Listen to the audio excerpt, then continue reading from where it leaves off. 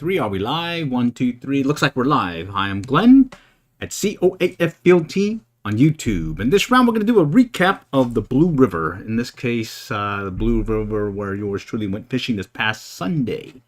I did limit out, but it was cold. Anyhow, let's see. Just to do some quick bullet points. Going to recap Sunday's trip to the Blue River and talk about some fishing flies.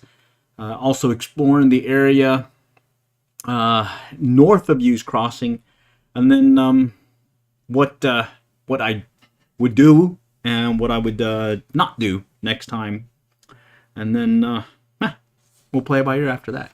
Maybe open up some Q&A. So let me go ahead and just start off with the first scene here, where I'm headed out to the Blue. It's Sunday morning. I'm playing it by ear because the temperatures are really chilly.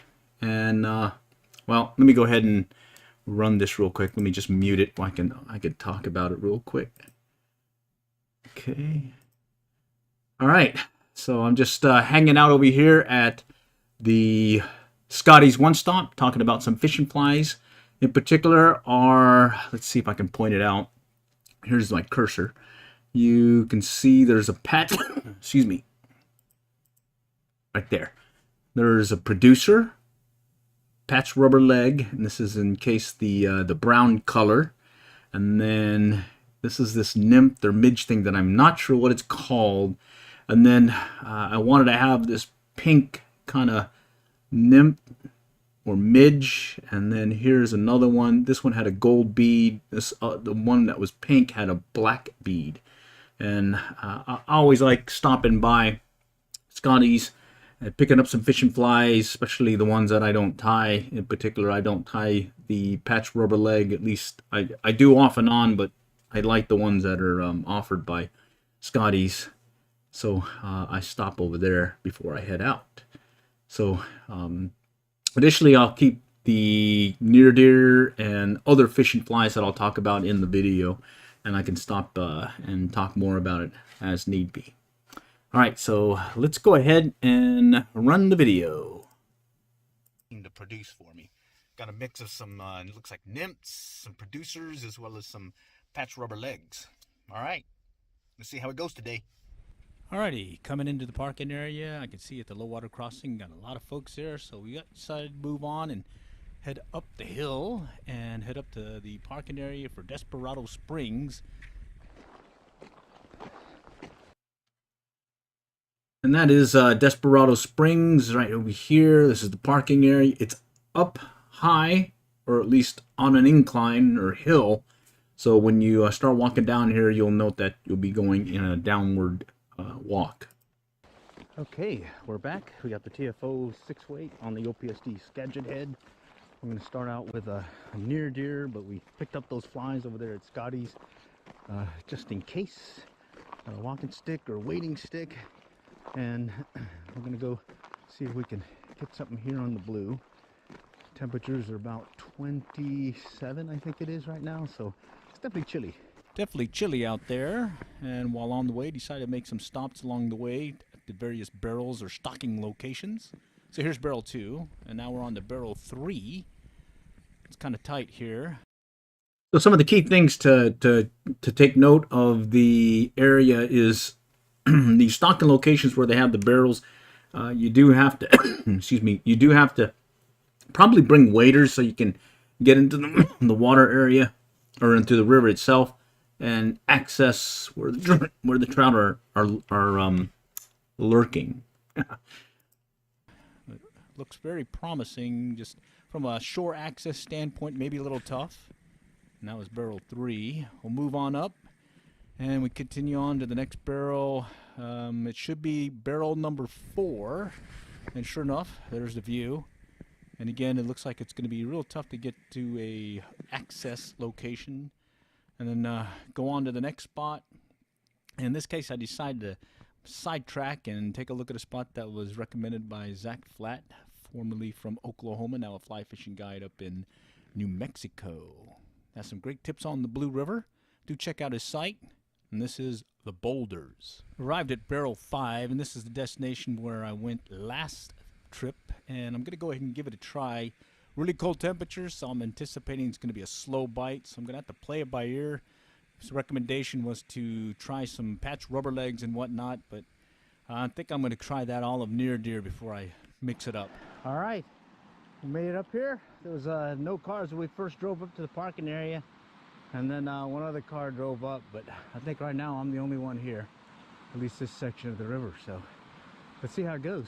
All right, we're gonna work our way across and then kind of hang out by the sandbar. Here's that TFO 6-weight on the OPST Skagit head. Got that Oro's indicator, about 3 foot under a near deer. Temperature's chilly, but I think water's actually warmer than the air temperature. So, hey, let's get in the water. Got on a mott fly, and that seems to be the ticket. We started out with an olive near deer, switched over to a white kind of producer, and then we tried this other jig, or not a jig, but more like a midge with an orange bead. Didn't get any hits. Tied on a mott fly, and sure enough, we got a couple of hits right in a row, so let's see if we can get one. No luck on a chilly but nice morning. Well, we heard from others that you can access the sandbar a different route, so decided to check it out. All right, apparently you can. It looks like you just gotta walk the sandbar, come up to these rocks, and use your wading stick and kind of work your way over. But it does get shallow as I get closer to the rocks, and I'm using my little 3-point move so I make sure I don't lose my footing.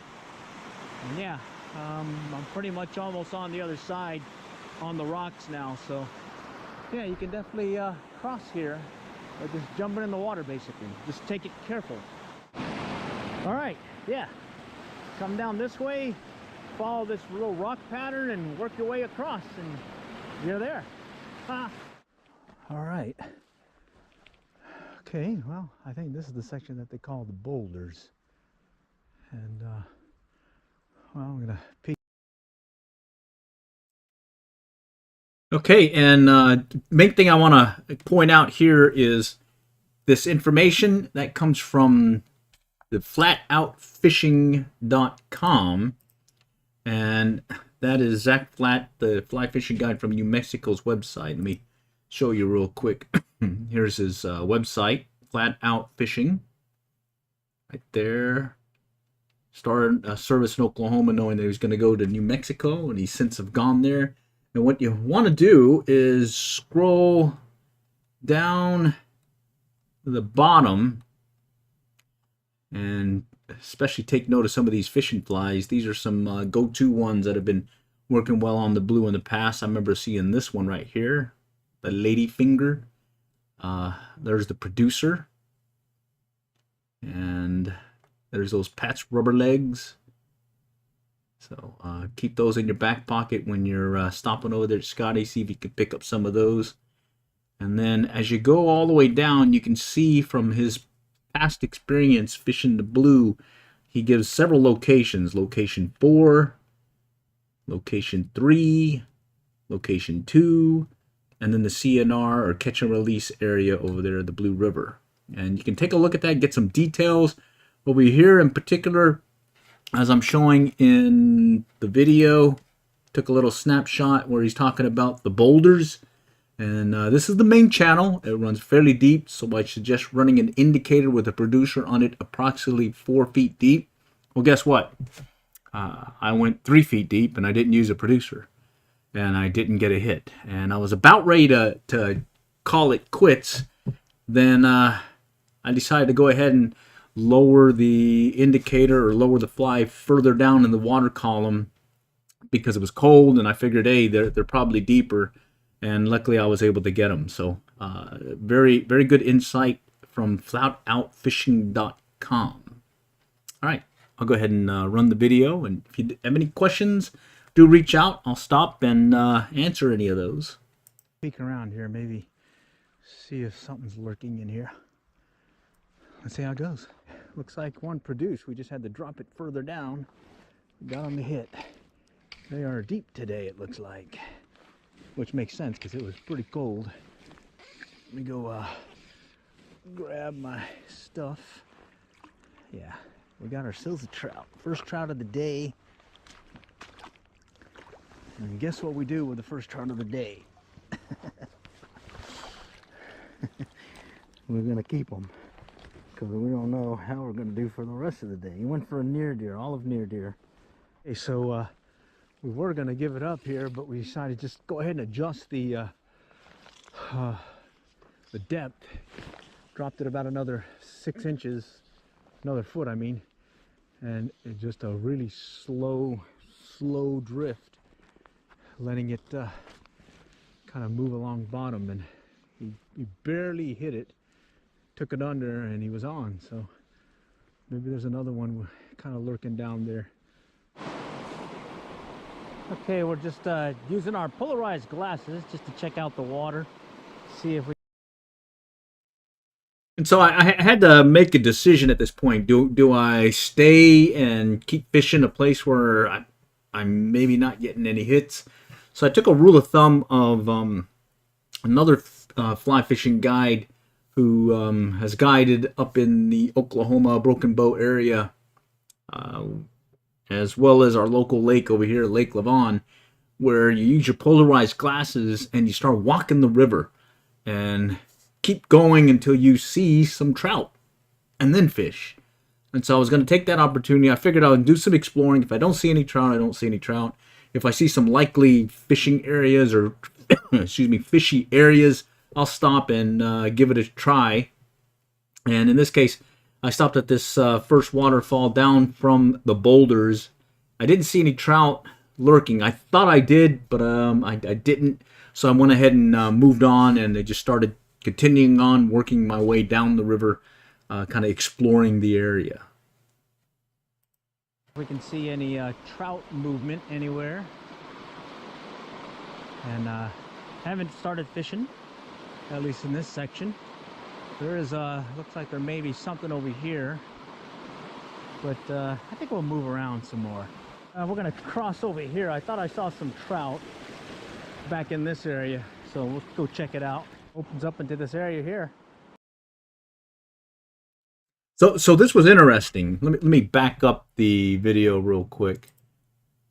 In this view here, let's see, Back in right there. Okay, I end up going up along this waterfall area, working across the brush, and as I get through there, I have to go back into the river, in the water. I've got my waders on, so no problem. And as I did, in this area, so we'll go check I'll it start out. opening up to this area right here. So this area opened up really nice. It looked really fishy, but I didn't get any bites. I didn't see any activity. There's some water movement over here coming from another set of waterfalls, and then back in here, this pool area. It was kind of, you can see cloudy, but enough that if I saw any shadowy movement, I would have noticed some trout. And I did fish it, excuse me, for about 15 minutes or so, and then I decided to move on, looking for more places. What is also interesting is it gets a little bit deep here, and then it starts getting shallow really quickly, and then back in this area, it's another channel to the river, like it splits off into, the river splits off into two, with an island in the middle or some brush and whatnot. And this area gets really shallow, and then it hits another set of waterfalls. So I was crossing my fingers there'd be fish there, but unfortunately there wasn't, so I decided to go ahead and move on. Let's go check it out. This is pretty cool. Pretty cool. I think this is what beavers do. Down at the low water crossing, Hughes Crossing. Let's see if we can get something here. We need 2 more to make a limit. Okay, before heading into the river itself, we're going to take a walk to the low water. Okay, and just want to point out, it's usually pretty good when you get to Hughes Crossing. The water tends to be clearer than it is further upstream, so maybe something's filtered it out and whatnot. And you got to have those polarized glasses because you definitely want to see those fish and possibly let them know. Let's see. I would have stopped and fished this area too. Looks like it would hold fish. Oh, yeah. Hey, Eric. Thanks for joining again. Yeah, it looked really fishy, and well, I didn't get any hits, so I moved on. And Hughes Crossing, for that time of day, it was about, I'd say about 10, 11 o'clock Sunday. a fair amount of folks were there that morning. Things are starting to taper off in the afternoon, and for Hughes Crossing, Sunday, getting ready to go right into the holiday weekend with Thanksgiving and whatnot. It wasn't too bad at all. I think there were 2-3 folks over here, and then there were further ones further upriver, and then back over here there were more along the bank area. And then at this point, I did meet up with another individual, another fisherman that I met over there at Denison Dam, fishing for some striped bass. So it was great seeing some folks that I met before, and got the heads up from the individual that the bite was slow, but they were in the river, and so it was kind of letting me know that, one, temperatures dropped. I think it got down to the 20s, and slowly the temperature went up, and I think that at that point the fish started getting away from being lockjawed and whatnot. And then when I was walking this area, so before I start fishing, I like to take a look at the water, get an idea where some trout are, especially with Hughes Crossing. If I see trout along here, that gives me a good indication that they stocked recently, one, and that there's fish still to be caught. And hey, it's just good to just see some activity before I start fishing. All along here, when you have those polarized glasses, you can definitely see the rocks and step through here and start fishing. When I came up here, I definitely saw at least 15, 20 fish kind of moving in and out in this area. But I decided to go ahead and move on further down river. So let me go ahead and play the video. Crossing over here at Hughes Crossing. You'll take a little peek. Polarized glasses, kind of looking in the water. I can see some trout moving about. Gonna go skip on to the next spot. I can see some more in these holes right here. They're definitely okay. And then right here, when I'm saying the holes, I'm seeing 2-3 trout right in this area here. I'm seeing about 3-4 other trout right in this area. There's some individuals fishing it, and I definitely see that movement. So, hey, give it a shot. The other thing that I noticed later is when I'm fishing, I went with many different flies, and I could see they would look at it, turn away, look at it, turn away. Usually when that means when a trout does that, bottom line, your fly is not looking good to eat, basically, and there's something triggering it not to strike. So if that's the case, switch your fly. And I saw that consistently, and I did switch my fly later. But for now, I haven't fished yet, at least the lower water crossing. I'm just using my polarized glasses and just kind of walking the area to see if I can get a feel for what the area looks like and if there's any trout, and seeing if there's anything in those pockets. The water's really clear, again, compared to what I was seeing up at Desperado Springs and further up north of Hughes Crossing. So it was very promising, knowing that there's trout here. I wasn't worried about limiting out. I was more focused on what is it that they're going to strike? What pattern? What was it? Am I going to have to do a very slow drift or some movement? Because it's cold, typically what I've seen over the years has been cold temperatures, they bite slower. So fish slower. And so I did that, and although it was a slow day, it was at least a steady day where I didn't feel like I was going to strike out. All right, let me go ahead and run the video. And again, if y'all have any questions, anything, just reach out. Hopefully I can answer it. If not, you can definitely reach out to other folks. there. Just, well, you got to find the pattern. You got to find what's working. Definitely chilly day, so it was going to be a tough one for us. Slow it down today. All right, not a bad Sunday out here. Water's clear, much clearer than Okay, and like I'm saying, much clearer. And all along here, there's the sandbar right along here. So you can access it, fish from the sandbar into this area. Yeah, there's my cursor, sorry. There's the sandbar right here. You can access, you can definitely see the pathway to get down in there, and just make sure you have some chest waders, and you can start working this area here, sitting on the sandbar or standing on the sandbar, casting into the main pool area. Along these rocks, polarized glasses, I see trout moving about. They're in these channels, they're kind of holding there. But again, they seemed lockjawed just because it was cold that morning and the temperature slowly increasing later in the day. I think later on it got into the 40s, maybe low 50s. All right. Again, we're working Hughes Crossing. For those that just joined, all I'm doing is just recapping Sunday's trip to the Blue River, where talking about maybe some fish and fly suggestions, as well as exploring the area. Earlier, it was exploring the area north of Hughes Crossing, where we just kind of hit every barrel all the way up to barrel number, I think it was 5, I think. And at that point, while I was up there, I decided to go ahead and try a different route to get to the sandbar that's up at that waterfall, and see if I could at least make an easier way to get to the sandbar.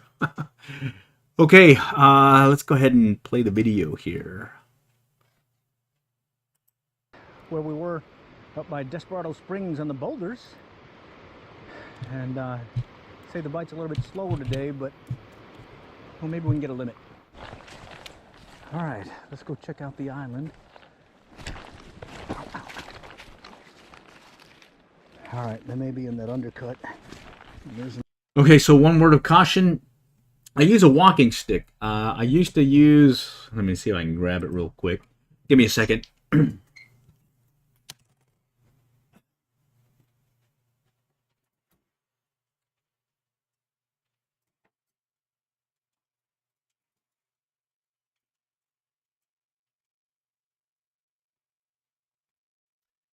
Alrighty.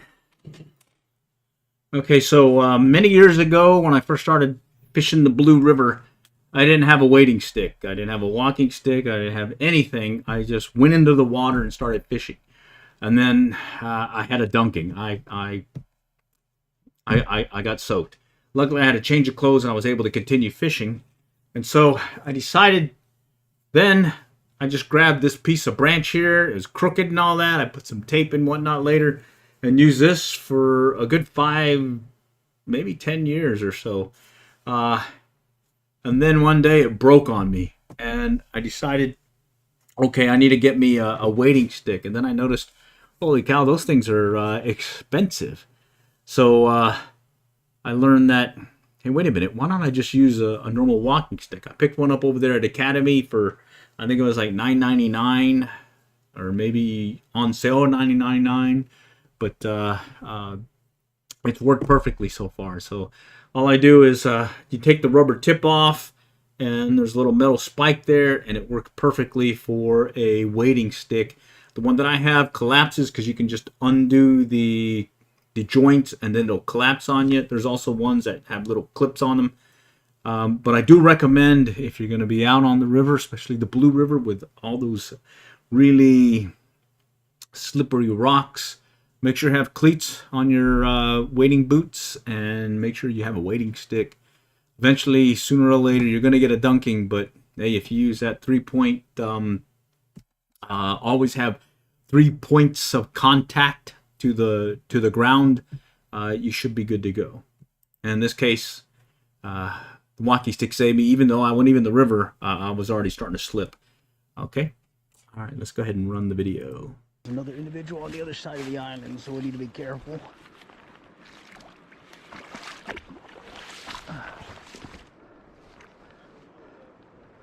Water's down. I see bass.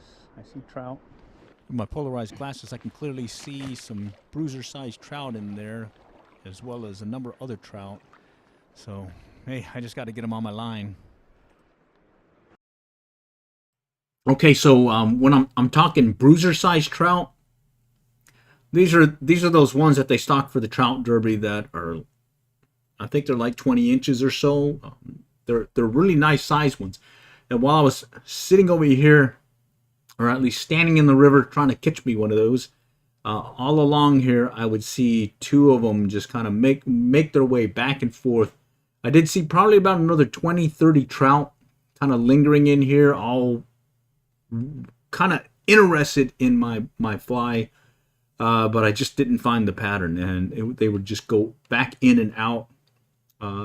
The smaller trout as well as those nice size ones, or at least those 2 nice size ones. I did get my fly right in front of one of them, and he just ignored it. He didn't want anything to do with it. So there are some big ones still at the Blue River from that trout derby. All right, let me go ahead and continue on. All right, looks like the white pattern is working today. At least for some of us. All right. Got one. Alrighty, and let me stop the video again. Just wanted to do a quick shout out. Individual here, I've met him several times over the years, or over the course of the seasons, and great guy. He's the one that gave me the heads up. White was the pattern, so hey, I started switching over to, I went to a producer, which was white.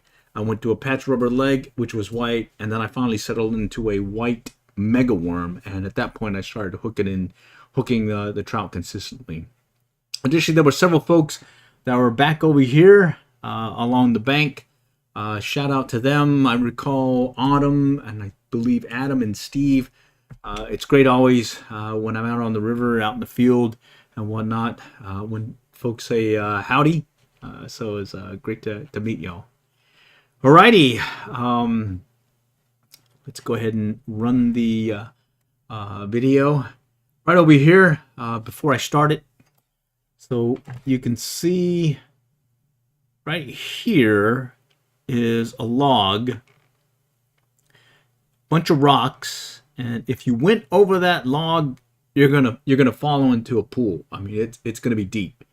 I've seen some nice sized bass, nice sized smallmouth bass, nice trout hanging around here, as well as caught a few little panfish and whatnot from here. But it gets deep really quick right here. So if you are going to fish and stage yourself here, be careful. Make sure you have some polarized glasses. You can see some of the rocks here, as well as the pockets where that'll definitely give you a dunking. So as you work your way through there, you should be able to step on these rocks with no problem wearing your chest waders. Just be prepared to make sure you step lightly, because there are pockets where you're gonna go and definitely fall in the water. Alrighty, let's see. The tail out of the big pool at Hughes Crossing. I believe so. Yeah, because Hughes Crossing is right. Here's my cursor. It's going to be further upriver here, and then it gets into a big pool area here. And where I'm standing is the island, and over here is at. It used to be, well, it's a stump. There are a bunch of rocks here, and you can definitely access it. All right. Let me go ahead and run the video. Oh, and oh, by the way, again, individual gave me the heads up. White was what they were hitting on, so I switched over from a producer. I did get some hits there, but yours truly's mojo was off. And then I switched over to a patch rubber leg, and again my mojo was off. And then finally I went to a white mega worm, and well, even my mojo was off, the mega worm was able to hook into him. See, the gentleman who won the derby was parked in the spot next to that tree set. Yeah, I've seen lots of folks do really well right along here. Let me get my cursor here. If you can, let me know if you don't see the cursor. So again, if you follow the cursor, there's a set of rocks and whatnot right here up to the tree, and then all along here. There's an undercut where the trout will linger right around here. There's a deep section here. And yeah, I saw two good-sized trout. They're a bruiser trout, I call them, all just going back and forth throughout the time while I was fishing here Sunday. So good to know. Alrighty, so let's go ahead and run the video. Again, white was the key, and kudos to the individual across from me who gave me the heads up. White was what they were hitting on. All right, got one. This one went for a mega worm, white mega worm. Bring them over here real quick. All right, slow day, but we got one.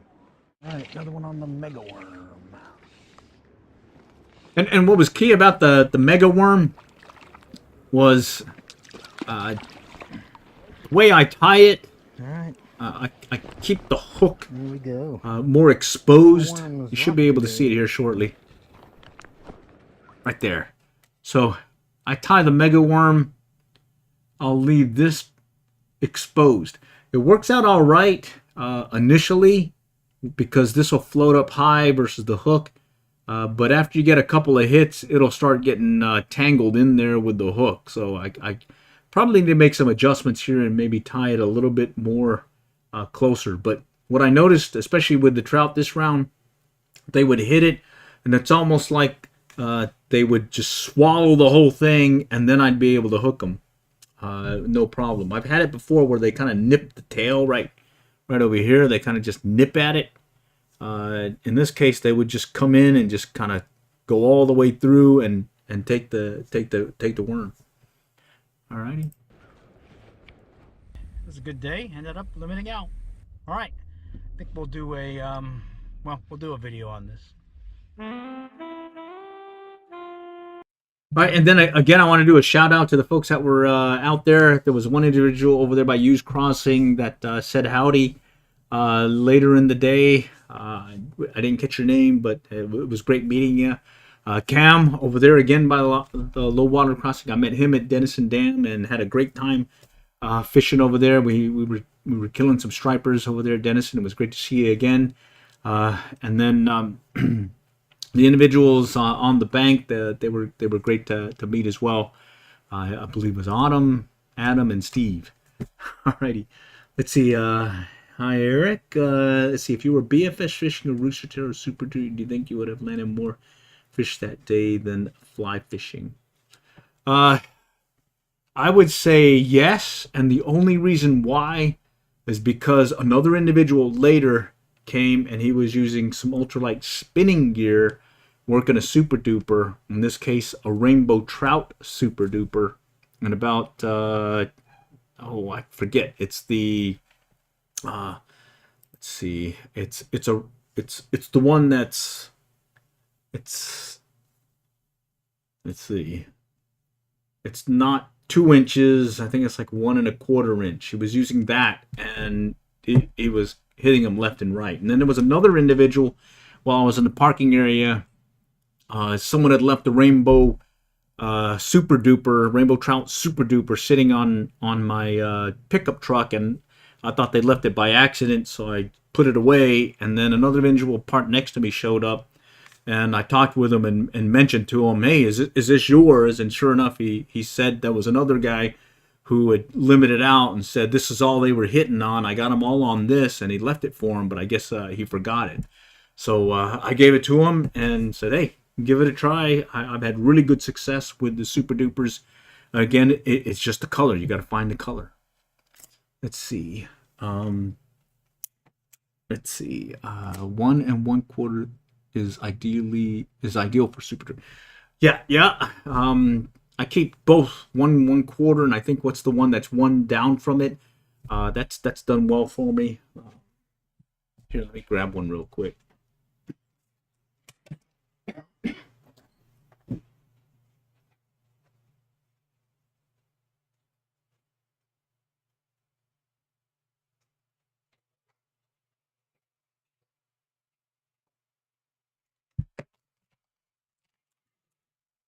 All right, let's see. I may not have one in here. This is my big finesse style. I don't have it on me. I think I have it in my little pickup, ready to go in case I have that emergency need to catch trout in the upcoming trout stocking season. But what I do have here is my other set that I keep in my fly box.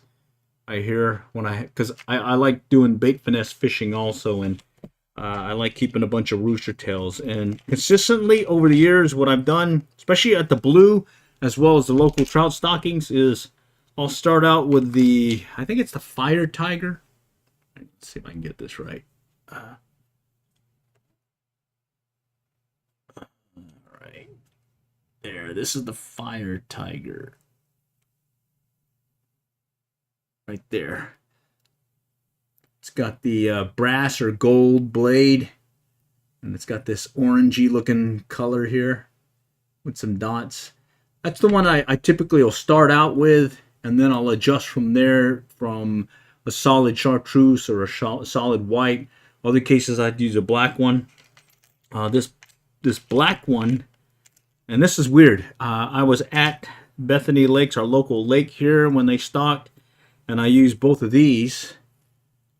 And these are two rooster tails, same 1/16 ounce. This one only has a single. This one only has a single hook. This one has the treble, and they didn't want the black one with the silver blade. They were hitting it. This one with the black blade, black body, like crazy. So you got to play it by ear when it comes to trout. There's just some days they just want something, a particular pattern, a particular color. See, how does someone go petitioning the city to stock trout in the local parks? Ooh, I'm not sure. What I would suggest though is to reach out to Texas Parks and Wildlife and see if they will at least consider. I know way back when they used to stock Bethany Lakes, our local pond here in Allen, more than once a season. It used to be 2 to 3 times, but I think as the Metroplex grew, it looks like they've spread things out. I noticed multiple stockings up at Waterloo, up in Denison, at Denison, Texas, which is about 35-40 minutes up the road from us. That gets stocked. Pottsboro Lake, that's another good one that gets stocked. It only gets stocked once, but it's a fun place to fish during the trout stocking season. And for here at Bethany, I think it's December 8th, a Thursday, I believe is when we're going to get our trout stocking. Alrighty. So with that, again, talking to the Blue River, some of the things I would say from a fish and fly standpoint, when it's cold, excuse me, I had to sneeze. When it gets cold, shift to go deeper. I started out with a 3 foot, 3 foot depth, went to 4.5, 5 feet is what I've heard some other folks were doing, but I stuck with 4. And think of those flies that you would kind of, I call them dead drift, where you cast it and don't do any movement on the fly itself. You're just kind of following the bubble line and making sure that your line is mending to it. I did initially get some hits off the mop fly. I tried some various flies and whatnot, and what worked was, again, the color, white, worked for us that day.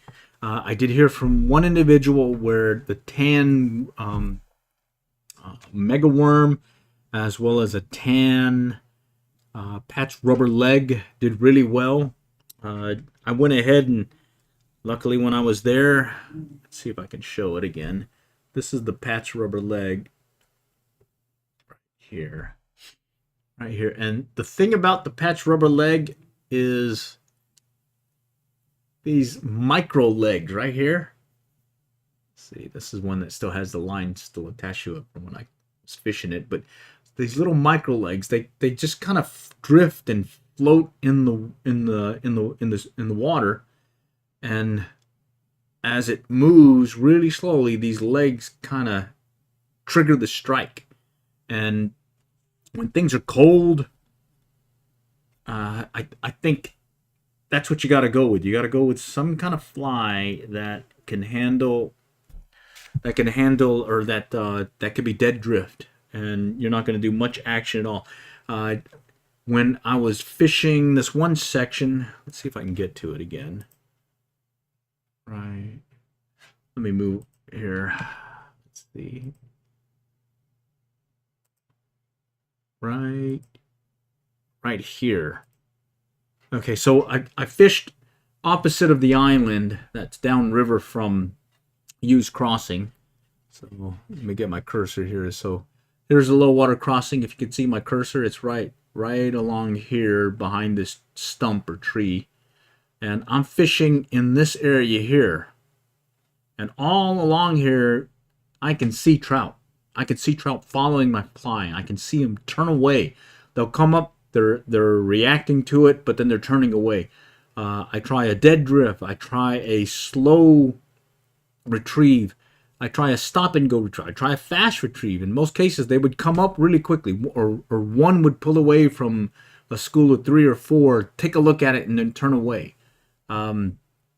So I would just keep switching flies, and eventually I did notice that I did get a hit on a white near deer and then a mega worm, but I wasn't able to land them. And then when I went across to the other side, to the island area, just right over here on the edge of the screen, and I started fishing from this direction. Luckily, the individual across from me who's fishing this pool area right here where these stumps are, or here's this fallen tree. There's another fallen tree back here. He's fishing this area back here, and he gave me the heads up. Hey, go with white. So I switched to white, and sure enough, I was getting hits. Just mojo was off. I wasn't hooking and landing them. When I went to the mega worm, didn't need any mojo. They just went ahead and took it hard, set the hook, brought them in, and I was good to go. Let's see. I think a small dropper is key for those retrievers. Yeah, I agree. In fact, I typically will do that. Let's see. I still have some remnants of some of the droppers that I put on there. Let me see if I can switch back here. Right here. So here is right here is a zebra midge. Okay. Well, this is a zebra midge, and I use the hang loose symbol to tell me how much to let line out to trail behind my fly. And I was trailing behind a near deer, as well as another streamer and a mop fly. Didn't get any hits with that one. That's the zebra midge. I switched over to a rainbow warrior, and then didn't get any hits there, and then I switched over to one of these guys and didn't get anything there, and it was really frustrating, switching off and whatnot. And even then, I was looking for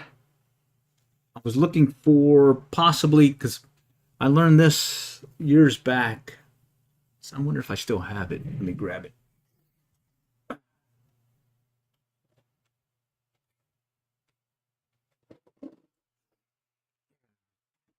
All right. Okay, years back, I picked up one of these at Scotty's. Right here. And this is 6 great trout flies. Right here, 6 great trout flies for the Blue River. And you can see Barry Schrader, Mr. Barry Schrader, out there on the cover. And you've got some folks from the team who were explaining different fishing flies. And one of the things I took away from this was there was one trip I took to the Blue, and I was fishing, and I went through every single fly in my fly box. And I usually carry 3 of these, either this box or in 2 other ones. And what was happening was I was on the downstream side of the island. Let's see if I can show you. So here's the island's going to be off over here where my cursor is.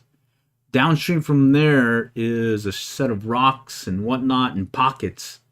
And I was working my way back there, and I looked up, and sure enough, I probably saw 50 to 100 trout all just sipping at something. They were eating something. It looked like something was hatching, and it was really small. I tried every single fly in my fly box. I went with small flies, size 22, all the way up to size 10, or actually size 8, and I did not get a single strike. When I watched this video right here, sure enough, it explained that there's a certain hatch that'll happen when it gets below freezing and the temperature rises above freezing, that these little midge-like things just start hatching. You can't even see them. If you take a scene and you go through it, you might be able to grab some. But in the video or the CD, the DVD, six great trout flies. There was that one where they described what was happening, and basically it's these little midge, and it's basically a size 20 hook with black thread and a slight piece of antron, and just that fly right there is what they were feeding on. In fact, because of that, I keep it in my fly box. I have one ready to go, and as soon as it gets cold and I see that the temperature is going to rise on me, and I see trout feeding, I'm looking for two things. Are they feeding on this invisible, I don't know what it is, black midge looking thing, or are they feeding on something that's actually emerging and getting ready to fly off? And at that point, I'm using those black midges dry flies. But here, let me grab it real quick.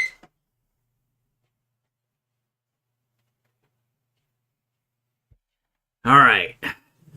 So that video and had that experience where I saw 50 to 100 of these trout just sipping away, ignoring everything I had. Let's see here. Let me grab something.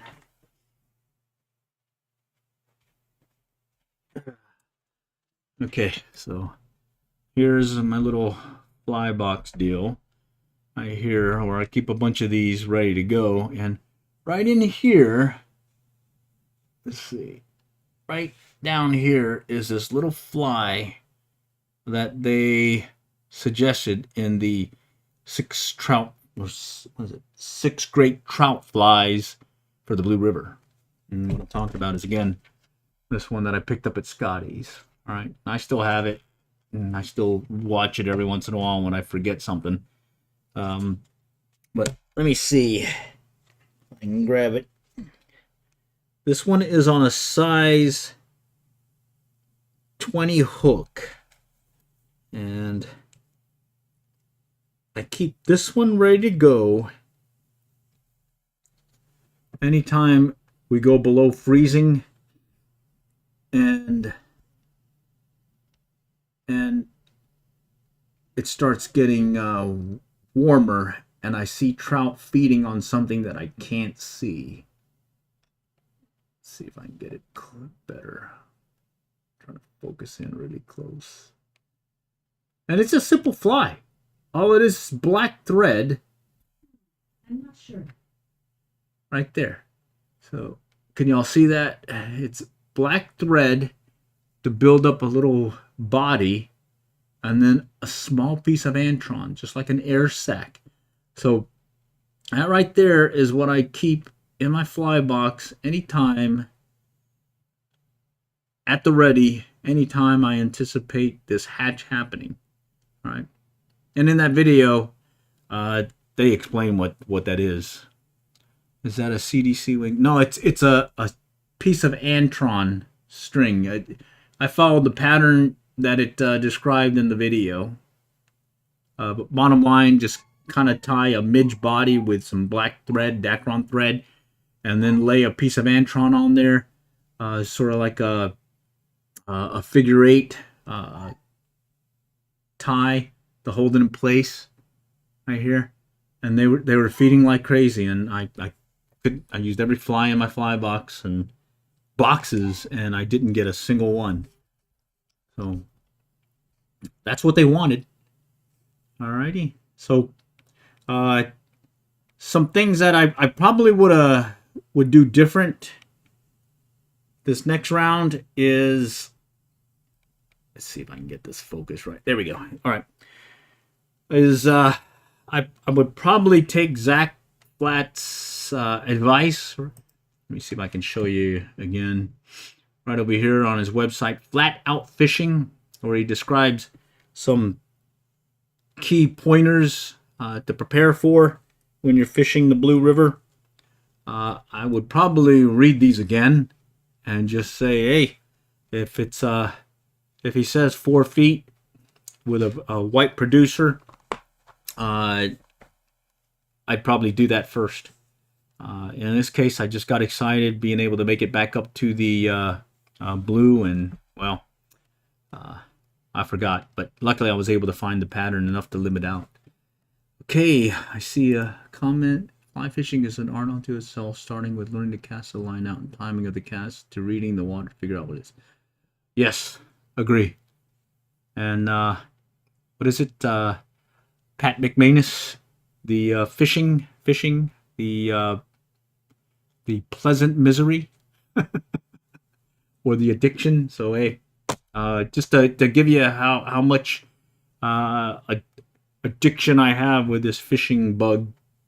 I went out today to a little feeder creek. I was just playing around with my switch rod just to.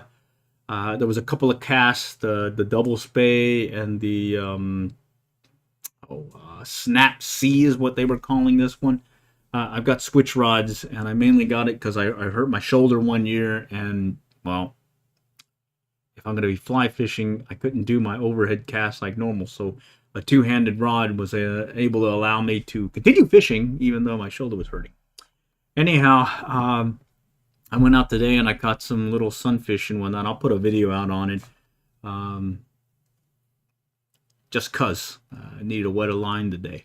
But the key takeaway out of that one is those little sunfish were the same strikes I was getting when I was having to deal with these little fish or the trout on the river, where they're just kind of slightly taking the fly, and my indicator is just barely moving. So I got a good practice to be able to well, be ready for when I do need to catch a trout or two. All right. Okay. Let's see. Any questions, comments? Again, what I went over, some suggested fishing flies. Picked them up at Scotty's. Always good to go and stop there. Mentioned about exploring the area north of Hughes Crossing, the low water crossing up at the Blue River. Do check out Zach Flatt's flatoutfishing.com website. He's got some details there on specifics to include the catch and release area.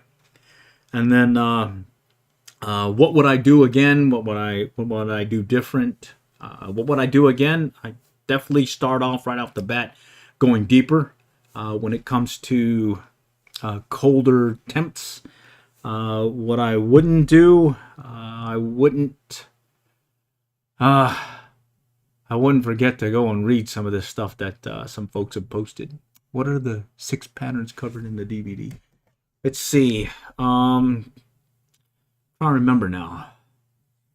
One is that one midge pattern. There's a woolly bugger, but it's a variant of the woolly bugger that's kind of brown and tied a little bit thicker.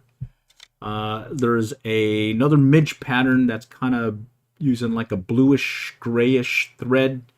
I think it's a size 16 hook. And then the other 3 I don't recall.